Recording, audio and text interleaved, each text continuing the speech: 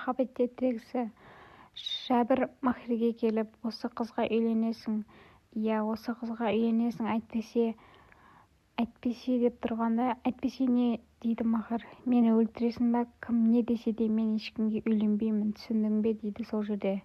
Жәбір пистолетін алып маңдайына ұстайды. Сол кезде Асаф отырып сөйлесейік, асығыс шешім қабылдама, болмаса менің жанымды аласың деп айтады. Біз неге бұл жердеміз деп айтады Махир. Асаф, немереңе неге бұл жерде екен туралы айтпадың ба деп айтады. Жәбір, марқұм немерем Кемал мен Жәбір ағаңның немересі Сыла бір-бірімен құда деп айттырылған еді. Алайда тойға жақын уақытта Кемалды жол-көлік апатынан жоғалтып алдық. Саған хабарласып айтқанмын. Жастар бір аңғалдық жасап қателікке жол беріпті деп айтады. Бұл қателік емес, Асаф бей, бұл жауапсыздық, ойсыздық еді дейді. Солай. Жәбір Махирге, сен немереме үйленіп күйеуі боласың, баласына әке боласың дейді.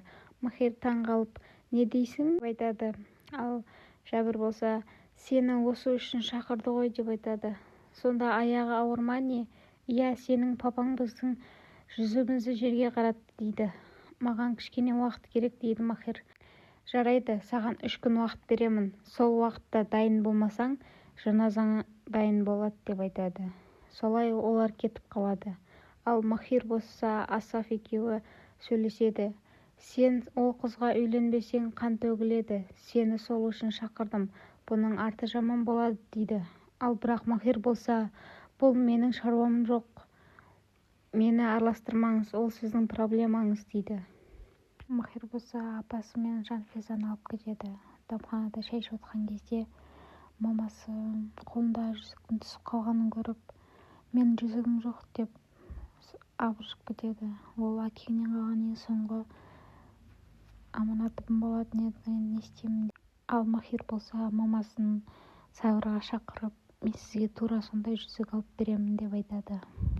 Ал Асаф болса, міндетті түрде Жәбір берген уақыт бітпей тұрып, Махирді осы үйге алып келуім керек дейді. Бұл біздің соңғы мүмкіндігіміз.